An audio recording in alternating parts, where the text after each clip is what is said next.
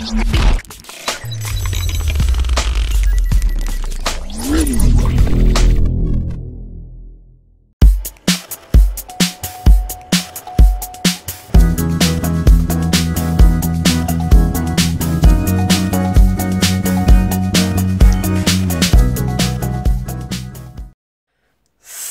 à tous, on se rejoint aujourd'hui pour une nouvelle vidéo de test avec aujourd'hui, alors test non, parce que présentation plutôt, parce que c'est vraiment le premier stabilisateur 3 axes que j'ai, donc du coup je n'ai pas de point de comparatif avec d'autres, donc je vais pas vous dire, je suis un professionnel de la vidéo, des stabilisateurs, donc voilà, c'est le premier que j'ai, peut-être que par la suite on en fera d'autres, c'est plutôt sympa, c'est un truc qui m'intriguait, Jérôme en a fait un, moi c'est le premier que j'ai, et franchement... c'est plutôt pas mal. Donc du coup, voilà, donc c'est un stabilisateur 3 axes envoyé par la boutique Gearbest. Donc je vous mettrai le lien en dessous directement dans la vidéo. Je vous montre pas la boîte parce qu'elle est énorme. Dans la boîte, il n'y a pas grand chose. Il y a le petit câble de rechargement. Donc c'est un câble universel comme les smartphones.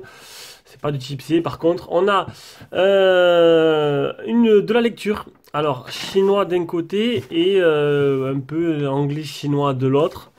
Il y a une application à télécharger que l'on verra juste après qui se mettra sur le téléphone. Il y a le petit QR code là, donc ça se prend sur le Play Store. Donc un stabilisateur, alors là c'est sûr que l'angle de la caméra il n'est pas assez grand. Donc un stabilisateur 3 axes c'est quoi? Ben, c'est pour faire de belles vidéos. Alors les téléphones, bon, c'est pour téléphone, hein.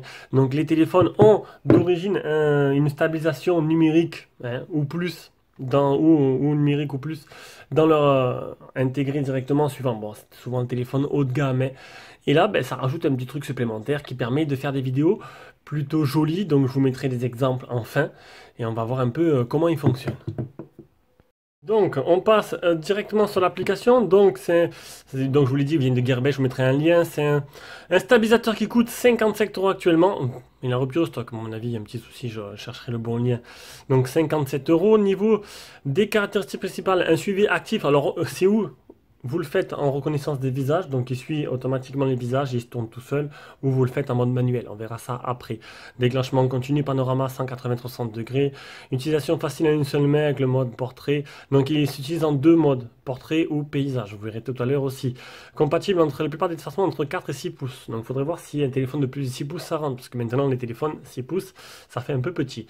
Et il a une batterie longue durée de 8 heures intégrée, 2600 mAh la batterie, on le verra tout à l'heure. Et Bluetooth 4.0 et distance de transmission 10 mètres. Allez, on va passer directement au stabilisateur. On passe au stabilisateur, on va d'abord voir le bas. Donc il y a une batterie amovible, comme je vous ai dit, de 2600 mAh. Donc ça vous permettra d'acheter, si vous le souhaitez, une deuxième batterie, tout simplement. Ça c'est plutôt pas mal. On a ici le port de rechargement.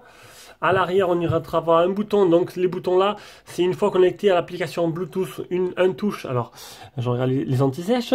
Une touche, vous prenez une photo, vous laissez appuyer, ça prend une vidéo, tout simplement. Ici, on aura le deuxième bouton donc qui permettra de changer les modes. Donc, une touche. Vous avez le mode suivi visage, deux touches, vous appuyez dessus, vous en passez en mode manuel, et trois touches, vous passez en mode vertical, c'est plutôt pas mal. Et puis vous laissez appuyer 3 secondes, ça l'éteint, tout simplement. Je pense que, hop, on a fait le tour, et puis ici on a les deux moteurs, tout simplement. On va maintenant le mettre en route. En toute chose, j'ai oublié de vous montrer un truc. Alors, il y a fourni avec un contrepoids, suivant le poids du téléphone. Alors moi, avec mon Meizu, parce que j'ai fait les tests avec mon Meizu, le contrepoids, je n'en avais pas besoin. Au contraire, si je le mettais, ça m'abîmait, je ne pouvais pas l'utiliser. Voilà. C'est vraiment pour les téléphones qui sont lourds, hein, comme comme le Mi 9T qui fait 192 grammes. Voilà, donc sinon pour le Meizu, j'en ai pas eu besoin. Donc ce petit contrepoids, vous ne le perdez pas, vous le mettez de côté.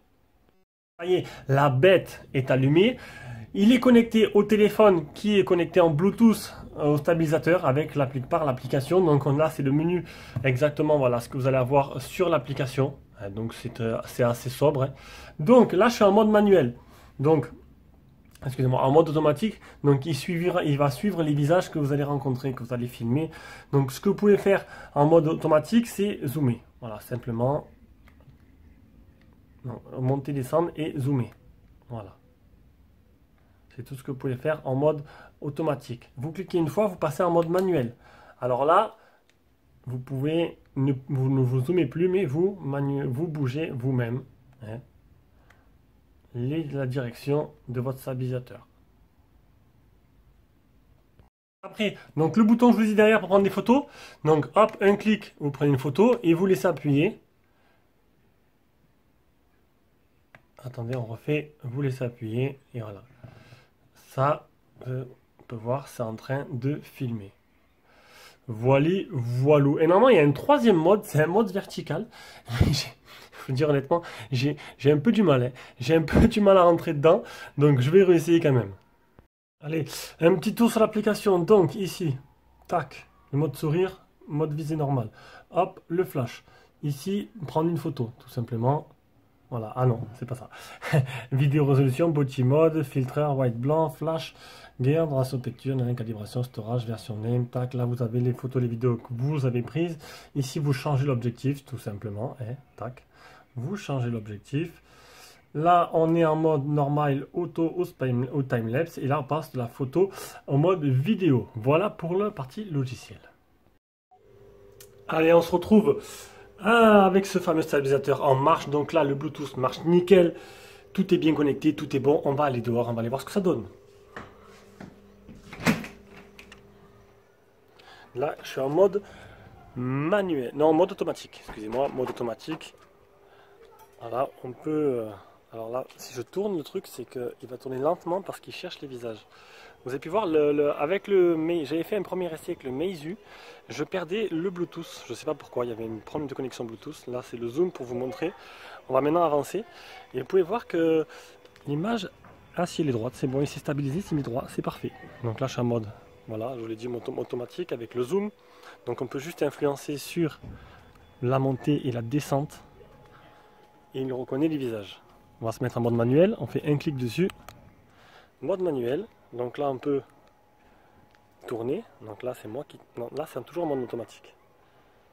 Ah, c'est des aléas du direct. On va recliquer dessus. Voilà, mode manuel. Et là c'est moi qui tourne le stabilisateur dans la direction souhaitée. Donc je ne sais pas ce que ça va donner au résultat final. Pour l'instant ça a l'air de très bien marcher. Je marche normalement avec le stabilisateur dans les mains.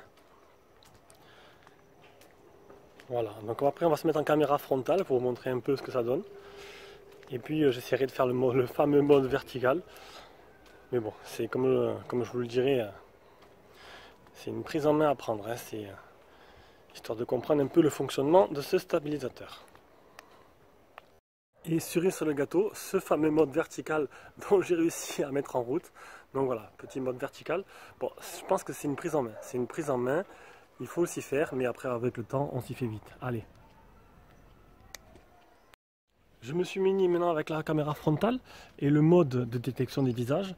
Donc du coup, normalement, il doit me suivre si je pars sur le côté. Voilà, c'est ce qui est en train de se passer. Hop, hop, hop, je m'en vais. Et du coup, il détecte mon visage et il me suit. Donc là-dessus, pas de problème. Ma première impression était un peu mitigée sur ce stabilisateur. Puis maintenant, après avoir changé de téléphone, parce que c'est vrai que le Meizu, j'ai eu pas mal de catastrophes, ça n'a pas vraiment fonctionné avec. Là, avec ce S7, je suis plutôt convaincu. Ça marche plutôt bien. Je ne sais pas ce que ça va donner en résultat final, mais là, ça a l'air plutôt pas mal. Allez, sur ce, je vous laisse. Je vous fais de gros bisous. Passez de bonnes vacances et à la prochaine vidéo.